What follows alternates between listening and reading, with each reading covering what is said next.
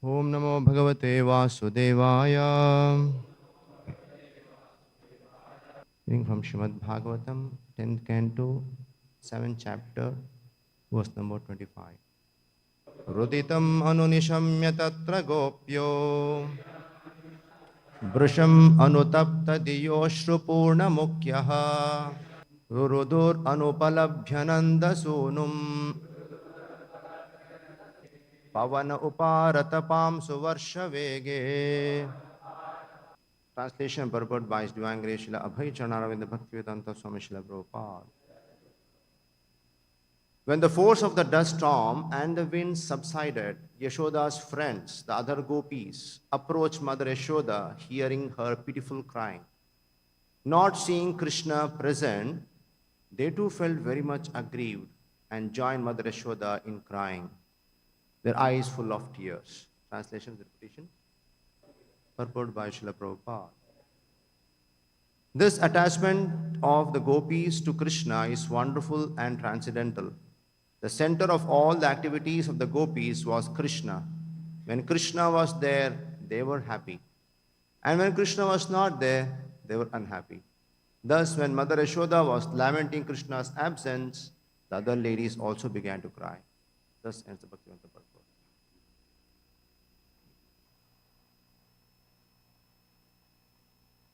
So Shukadeva Goswami is describing to Parikshit Maharaj Krishna's pastimes, and he is narrating such pastimes which are very, very unusual.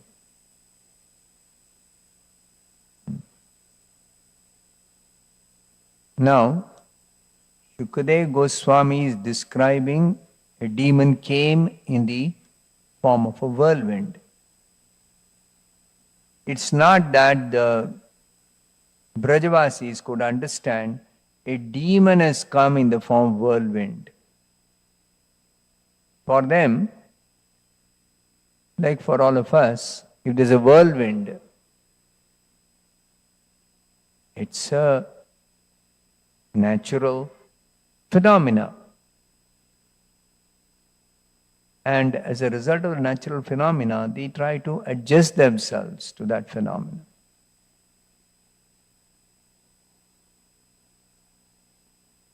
And then here the description is that this demon himself had come in the form of a whirlwind. Now this is very difficult to understand for modern people. That somebody comes in the form of a whirlwind. I think this is all fairy tales. For small children you can tell all this. Adults, don't read all this. Don't give serious attention to all this. This is all some stories. All some stories. But we should understand that Shukadeva Goswami, the greatest transcendentalist of his time, who is respected by all categories of saintly persons, who had all assembled when Parikshit Maharaj decided to retire from his kingly duties, and he went to a holy place and sat there seeking the guidance of saintly persons, how to prepare for his death.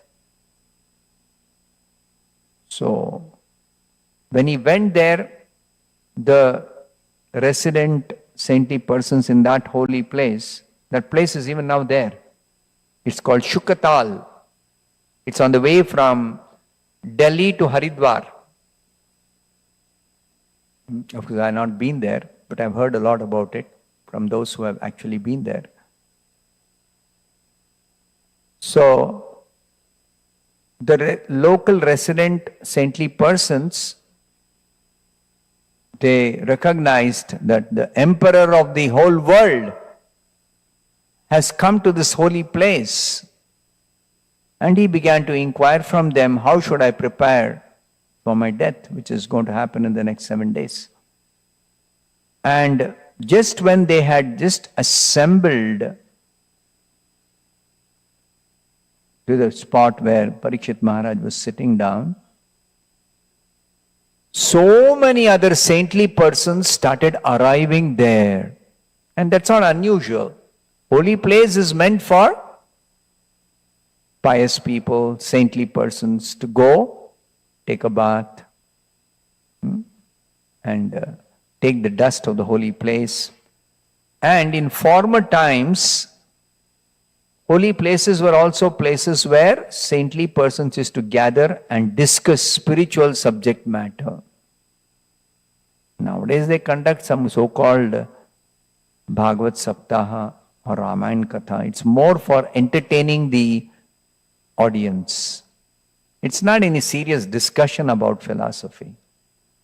Nowadays, where is discussion of serious philosophy, where people are actually very seriously interested in understanding who am I? What is the goal of life? Who is God? What is this world?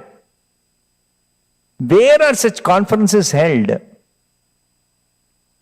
And if at all some bogus so-called spiritualist, he conducts some conference or something, people attend just to make a show that we are also, intelligent people, we are philosophers, we are spiritualists, just to make a show. Because we don't see the effect of such hearing such, participating in such conferences, people changing their lives. You don't see one bit of change in their lives. They finish the conference, go back to their homes, and then the usual stuff. The materialists busy with TV and their job and their family and their business and their sense enjoyment. That continues without any change.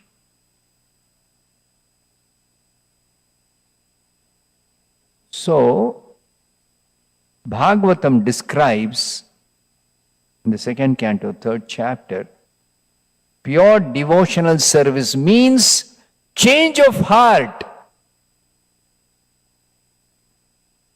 Unless there is a change of heart,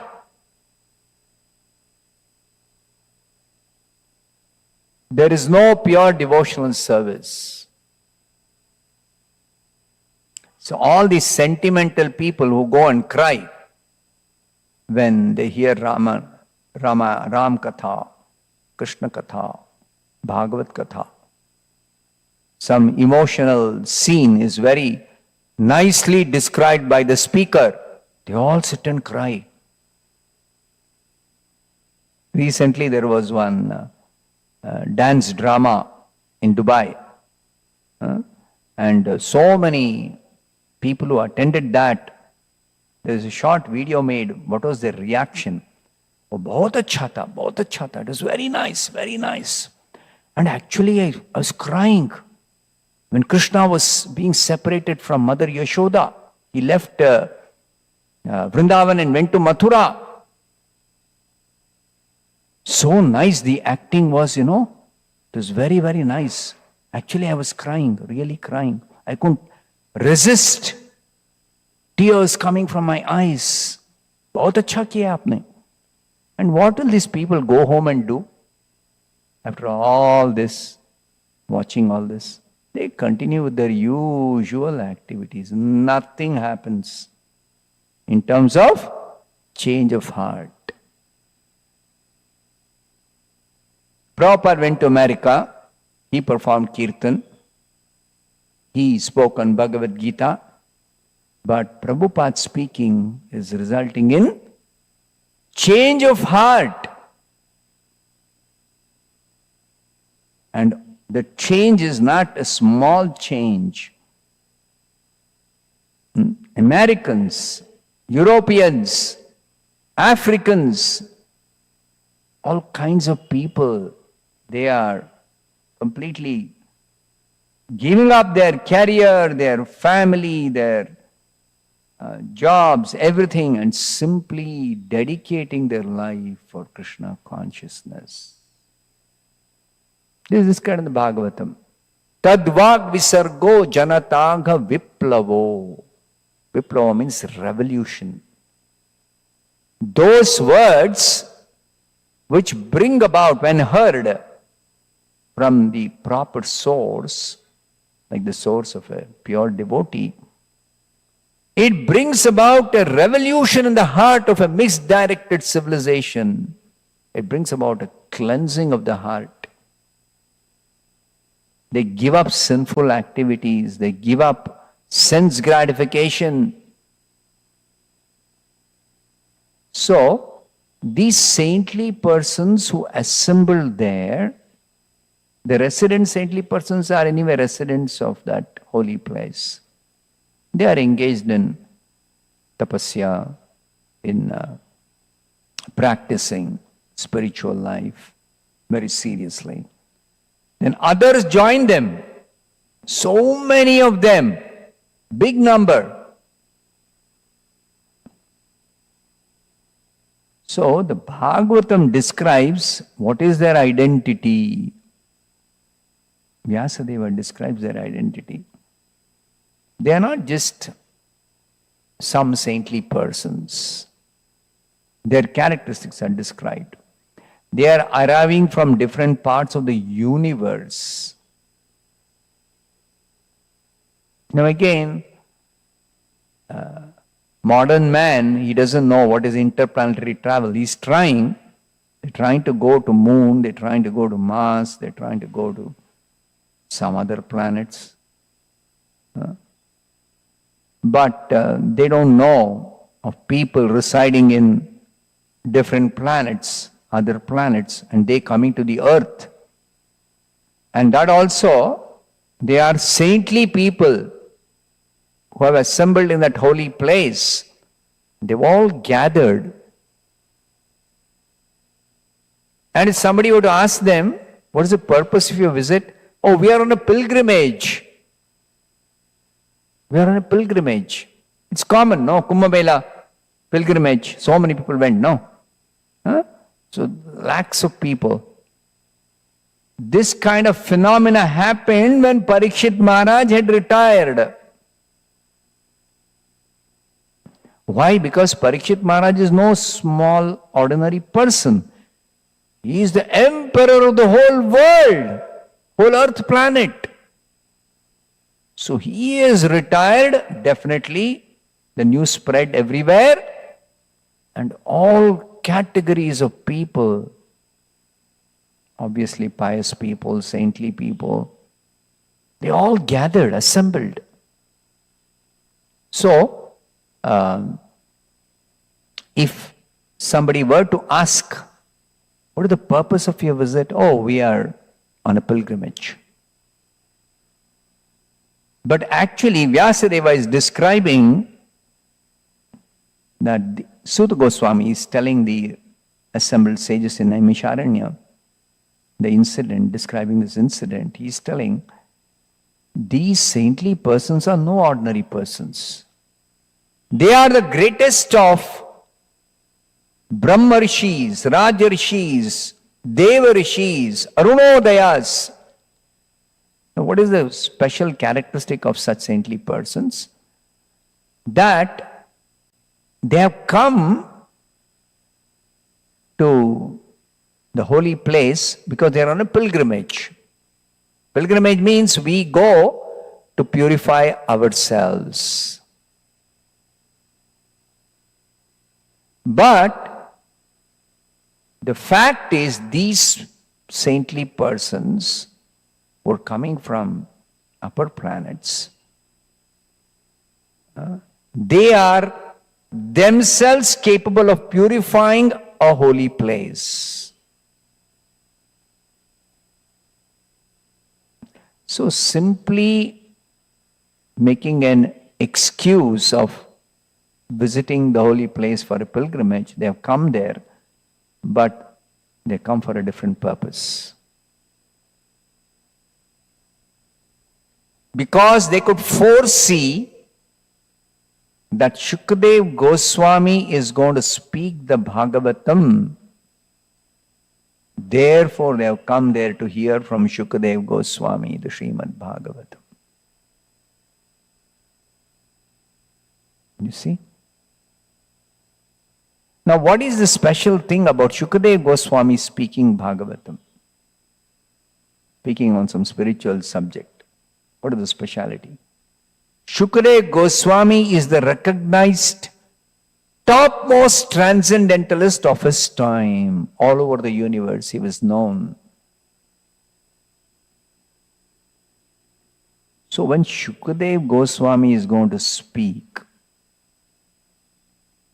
on spiritual subject matter, and all categories of transcendentalists who are capable of purifying a holy place, they are among the top transcendentalists in the whole universe. They have come. They all have assembled to hear from Shukadev Goswami. They all assembled. So such an audience, Shukadev Goswami is not going to speak some fairy tale. They are serious listeners. They are not going to sit and hear some story, imaginative story. No. They have no business hearing some stories. So he's speaking very serious subject matter, which is very obvious from the words spoken by Shukadev Goswami in the beginning of the Bhagavatam. And Parikshit Maharaj is asking so many important questions which are all pertaining to spiritual subject matter. None of the questions Parikshit Maharaj is asking is pertaining to some story, some imagination, some entertainment. He is on a serious business. He is going to die within 7 days. He is not interested in entertainment anymore. So how these foolish people think Bhagavatam is some story meant for entertaining some small children or sentimental people, how do they think like that? That means they have never really understood what is Bhagavatam. They never really understood. And some of these people, of course, common people misunderstand, that's another thing. These are all big Vedic scholars. They say Bhagavatam is simply some stories for teaching morality to common people. What is the audacity they have to say this? And who accepts them? Their words? It's some ignorant, foolish people only accept such words by so-called Vedic scholars. A genuine transcendentalist knows what is the position of Srimad Bhagavatam. And if some Vedic, so-called Vedic scholar says this is all mythology, then they will say this Vedic scholar is a nonsensical fellow. He's a bogus guy. He doesn't know what are the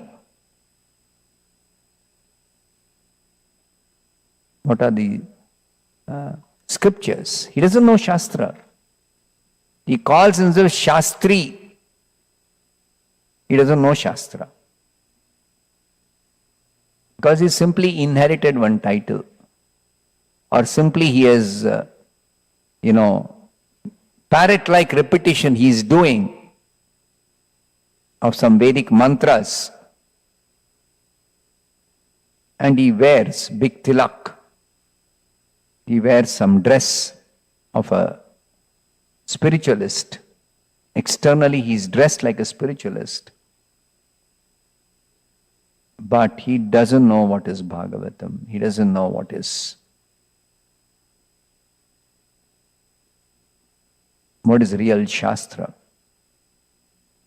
So, one has to hear scriptures, learn the scriptures from the proper source.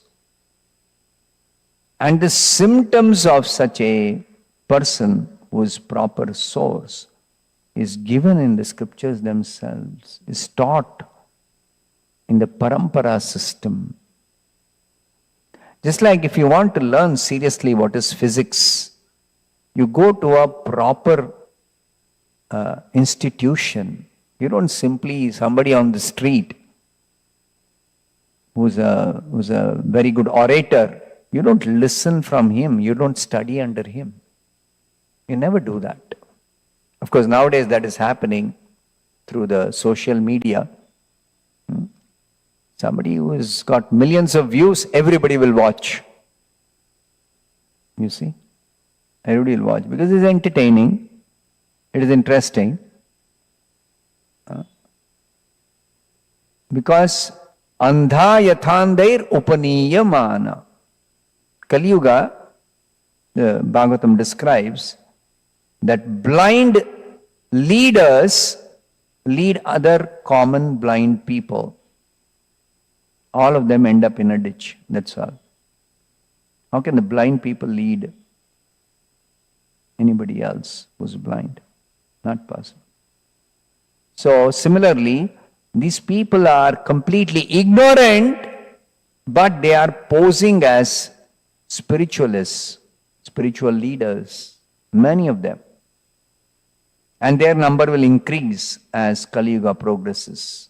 Symptoms of Kali Yuga. Because this is the age of cheating, hypocrisy.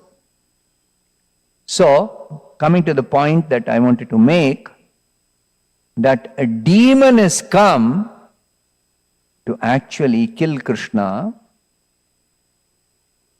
and he has got mystic power. And he's utilizing his mystic power. He's come in the form of a whirlwind. And particularly, it is being described here, the target is Krishna. The target is Krishna. And who are against Krishna? Naturally, only the demons are against Krishna. Demons are against God. There are two classes of people in this world. Bhagavad Gita clearly explains, all the scriptures explain. Daiva Swabhava and Asuri Swabhava. Daivi Swabhava, Asuri Swabhava. Divine nature and demoniac nature. Demoniac nature, they are simply openly against God. They are godless. And also, not just that they are godless, but they unnecessarily want to give trouble, want to harass the godly people, the saintly people. On the other hand, the saintly people, they always are well-wishers of everyone else. They wish everyone else good. But the demons, they always want to give trouble to divine-natured people. Even without any reason, even without any cause. Unnecessarily they want to give trouble. So, such demoniac people, they are the ones who are targeting Krishna. And this description is a very serious description and very crisp description. That he came in the form of a whirlwind, and the description is given here, that he covered the whole pasturing ground with dense darkness. He created a dust storm. Mother Yashoda was unable to find her beloved son where she had placed him. And because bits of sand were thrown about by Trinavarta everywhere, people could not see each other. They were illusioned, they were disturbed. And after some time, when the dust storm settled down, Mother Yashoda still could not find her son, and she began to cry piteously, "Where is my son? Where is my son?" So the other gopis, after the dust storm settled, when the dust storm was there, they could not see anything. But after the dust storm settled, they could hear Mother Yashoda crying, and they all approached her, and they came to know she has lost Krishna, baby Krishna. So they also began to cry. They joined Mother Yashoda in crying, their eyes full of tears. What does this indicate? The attachment of the gopis to Krishna is wonderful and transcendental. Now, it's wonderful because mothers are naturally attached to their children, young children. Natural. But being attached to someone else's child, that also, if some relationship is there, it's okay. But these gopis, the cowherd men and women, they don't have any specific relationship with each other except that they belong to a cowherd community. You might say they all belong to the same community, so some attachment might be there for other members of the community, yeah. But to what extent the community attachment can be there? First of all, the attachment for one's own body. That's the characteristic of material existence. This material world, first attachment is for my own body. Next comes the attachment to bodily connections. Ahankara, first aham, I, and then mine. This is a characteristic of ahankara. All conditioned souls have this characteristic. That first I am attached to my body. I think I am this body, myself. So I'm attached to myself. And then I'm attached to all my people, my father, my mother, my brother, my sister, my uncle, my aunt. And it expands. As it expands, the degree of attachment reduces.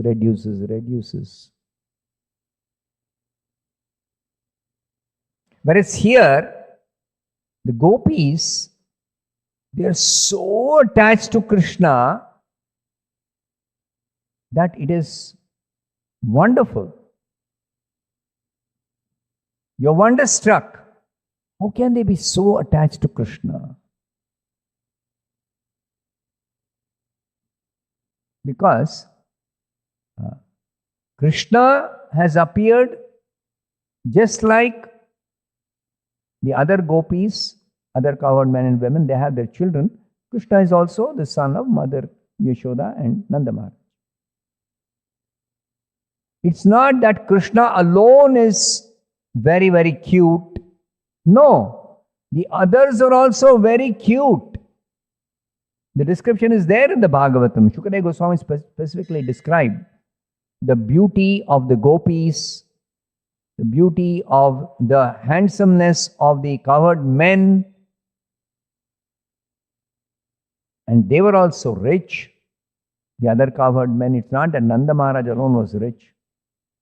You see? And anyway, they had, Nanda Maharaj was of course the leader of the cowherd community, but still, he had more cows than others, yeah. But still, it's not that they had so less cows that they would be bewildered by looking at Nanda Maharaj's wealth. No. Like the description is there, Krishna's birthday, appearance day, was being celebrated with Nanda Maharaj. They all took so many gifts and went. And in jubilation, they began to throw butter on each other. What does that indicate? They have plenty of butter, plenty of milk and milk products. So they are not poor people. They are well-to-do. But they are leading a God-centered life. If somebody leading a God-centered life, why will they become attached to somebody else's child? This is the transcendental aspect of their attachment to Krishna. That's why Prabhupada says here in the purport, this attachment of the gopis to Krishna is wonderful and transcendental. Only possible if they are having a transcendental attraction for Krishna. Otherwise, not possible.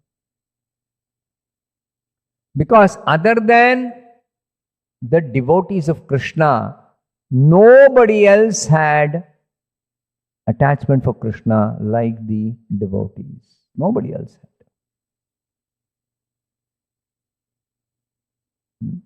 So, therefore, this attachment is due to their devotion, due to their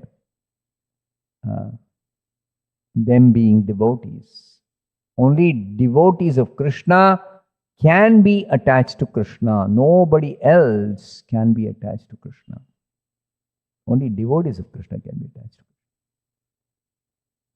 Krishna. We have examples, so many transcendentalists who are not devotees of Krishna, non-devotee transcendentalists. There's so much Vedic knowledge, they're so detached, they're so strict in their practices of meditation or studying scriptures, or performing rituals, worshipping even the deities. But where is attachment to Krishna? It's not there. They don't have attachment to Krishna. Non-devotees don't have attachment to Krishna. So, it is only the devotees who are attached to Krishna. Please note this point. And that's what Shukadeva Goswami is describing here. He is describing the devotees of Krishna, how they are attached to Krishna. They are so attached to Krishna, if Krishna is missing, they begin to cry, where is Krishna? That's what Prabhupada says. They were happy when Krishna was present amidst them. And when Krishna was not there, they were unhappy. Only because of attachment. And what degree of attachment? They're crying, where is Krishna? Mother Yashoda, obviously, she's a mother. Mother loses the child, she'll cry, definitely.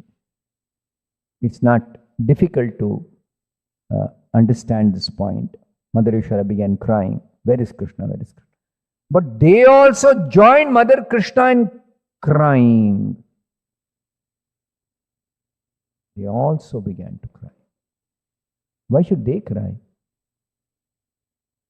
Rather, they'll try to pacify Mother Yashoda and say, let's search for the boy. Don't worry, we will search for the boy. He'll be somewhere around. No, they never pacified Mother Yashoda. Don't cry, don't cry. They also joined Mother Yashoda in crying. Why? They are also affected like Mother Yashoda. This is the point. Note this point. They are also affected like Mother Yashoda. This is the mysterious thing, that mother is attached to her child. Okay. She may also have some appreciation for neighbor's child or another child. Okay. But here, the whole of Vrindavan, and not limited only to men and women, or the boys and girls, the cows, the calves, the birds, the monkeys, all of them are attached to Krishna, because all of them are devotees of Krishna.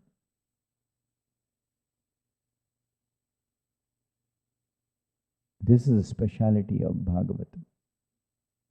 No other scripture describes. Of course, Ramayana describes how everyone is attached to Rama. That's also there in the Ramayana. So some rare scriptures like this are there. Okay? Very rare scriptures are there. So, again, the description of pure devotees in the Mahabharata. Yudhishthira Maharaj was ruling the entire kingdom. Everybody was attached to him.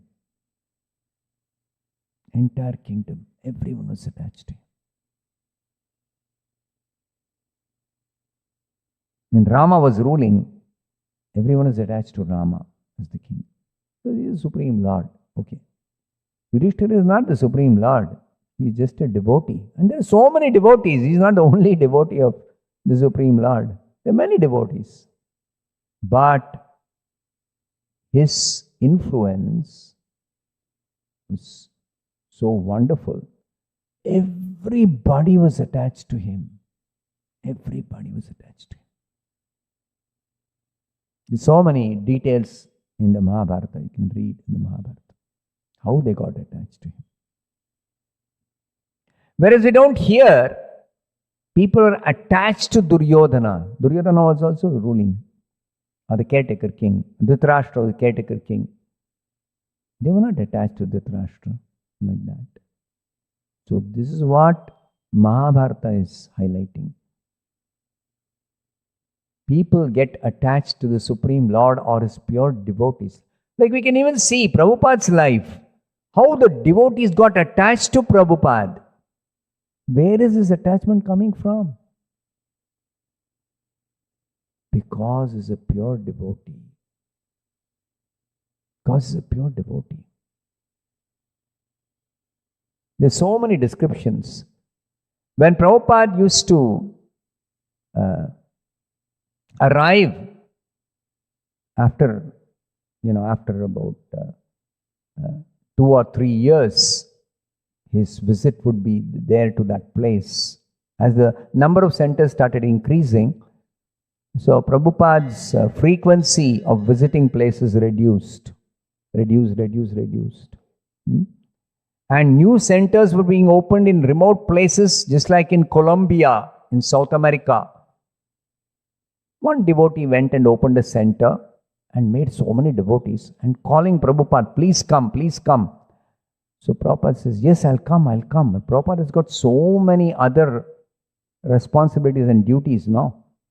And so after some 3 years after the center opened, Prabhupada went there and he saw so nicely so many devotees.